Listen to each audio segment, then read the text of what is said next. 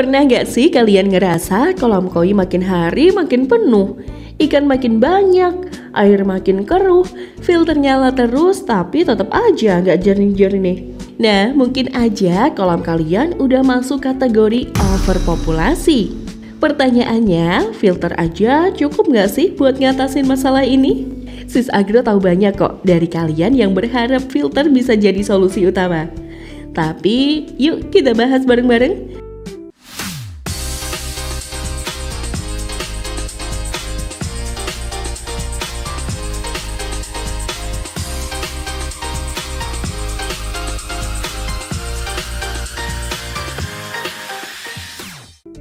Di video kali ini kita bongkar semua fakta tentang overpopulasi dan kemampuan filter lengkap sama solusinya. Jadi simak video ini sampai habis ya. Apa sih itu overpopulasi di dalam kolam koi? Banyak orang yang mengira overpopulasi itu cuma soal kelihatan kolamnya penuh ikan. Padahal ini soal keseimbangan 3 hal penting ini. Jumlah ikan, kapasitas air kolam, dan kemampuan sistem filtrasinya. Misalnya nih, kamu punya kolam yang berisi 2 ton air. Idealnya itu cukup buat 10-15 ekor koi ukuran sedang. Misalnya koi dengan ukuran 25-30 cm. Tapi kalau kamu isi 30 ekor koi jumbo di dalam kolam yang sama, ya itu udah kelewat batas. Kenapa sih ini bahaya banget? Begitu populasi terlalu padat, air jadi cepat rusak. Sisa pakan dan kotoran ikan numpuk, bakteri baik di filter nggak sanggup mengolah amonia secepat produksi limbahnya. Akibatnya, amonia dan nitrit naik drastis, oksigen terpakai lebih cepat, ikan gampang stres, daya tahan turun, tumbuhnya lambat, bahkan bisa luka dan mati. Jadi penting banget kan buat tahu kapasitas ideal kolam kamu dan gak asal tambah ikan terus tiap lihat ada yang baru dan menarik di pasaran. Apa sih yang bisa dilakukan filter? Sekarang kita masuk ke pertanyaan utamanya. Filter aja cukup gak sih buat atasi overpopulasi di kolam koi? Nah, filter itu perannya penting banget. Bisa dibilang dia jantungnya kolam. Tapi dia bertugas nyaring kotoran fisik kayak sisa pakan dan kotoran ikan. Lalu memproses limbah amonia jadi zat yang lebih aman lewat bakteri baik yang hidup di media biologis. Tapi meskipun filter kamu canggih, dia tetap punya batas. Kalau jumlah ikan terlalu banyak, artinya produksi kotoran naik drastis, amonia yang dilepas ke air juga jadi berlipat, dan filter jadi cepat penuh. Dan juga bakteri baik nggak sempat ngolah semuanya. Akibatnya apa?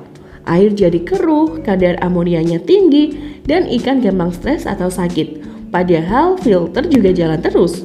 Kalau kamu cuma ngandelin filter tanpa atur jumlah ikan, ya hasilnya tetap berantakan. Kecuali kamu bangun sistem filter super besar dengan kapasitas media dan chamber yang jauh di atas rata-rata. Tapi itu tentu nggak murah dan nggak praktis buat semua orang. Jadi kesimpulannya, filter itu penting banget, tapi nggak bisa bekerja sendirian. Harus didukung sama manajemen populasi dan perawatan kolam yang benar juga. Tanda-tanda filter kamu kewalahan. Gimana sih cara tahu kalau filter di kolam kamu udah kewalahan? Nah, ini beberapa tanda-tanda yang bisa kamu perhatikan. 1. Air tetap keruh meskipun filter jalan dan rutin dibersihkan. Ini tandanya kotoran lebih banyak dari kemampuan filter untuk menyaringnya. 2. Muncul bau tidak sedap dari kolam. Bau ini biasanya berasal dari penumpukan amonia dan bahan organik yang gak terurai sempurna. 3. Koi sering ngambang di permukaan dan megap-megap. Ini bisa jadi sinyal bahwa oksigen di dalam air gak cukup karena sirkulasi dan filtrasi yang gak optimal. 4. Tubuh ikan banyak lendir. Lendir berlebih itu respon alami koi saat kondisi air mulai memburuk sebagai bentuk perlindungan diri.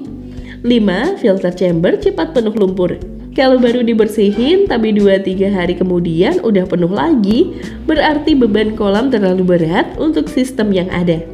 Kalau kamu nemuin tanda-tanda ini, kemungkinan besar bukan cuma filter yang bermasalah, tapi memang jumlah ikan udah kelewat padat. Saatnya evaluasi, jangan tunggu sampai ikan sakit dulu. Solusi untuk kolam overpopulasi. Nah, sekarang kita bahas solusi yang bisa kamu coba kalau kolammu sudah mulai overpopulasi. 1. Kurangi populasi ikan. Ini langkah yang paling efektif dan langsung terasa. Kalau ikan terlalu banyak, sebaiknya pisahkan sebagian ke kolam lain atau jual sebagian. Dengan begini, beban filter dan kualitas air bisa tetap terjaga. 2. Upgrade sistem filter. Kalau kamu nggak bisa mengurangi ikan, opsi berikutnya adalah memperbesar kapasitas filter. Bisa dengan menambahkan chamber filter, menggunakan media biologis yang lebih banyak, atau pakai teknologi moving bed system yang bisa meningkatkan proses filtrasi biologis. Tapi ingat ya, ini biasanya butuh biaya dan perawatan ekstra. 3. Tambah aerasi dan sirkulasi air. Oksigen yang cukup itu penting banget supaya bakteri baik di filter bisa bekerja maksimal dan ikan gak stres. Selain itu, sirkulasi air yang baik juga mencegah limbah menumpuk di satu tempat yang bisa jadi sumber masalah. 4. Rutin water change. Ganti air secara berkala, minimal 10-20% setiap minggunya.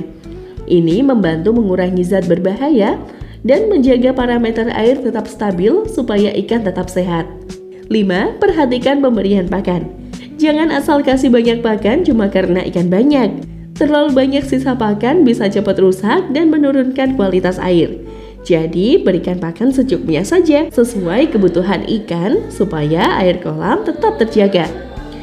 Filter itu penting, tapi bukan penyelamat utama kalau kolam udah overpopulasi. Yang utama tetap jumlah ikan yang ideal dan manajemen kolam yang baik. Kalau kamu bingung soal setup filter atau pengen konsultasi soal kondisi kolam kamu, langsung aja komen di bawah atau DM ke Agrokoi Farm. Tim kita siap membantu. Sampai jumpa di video selanjutnya.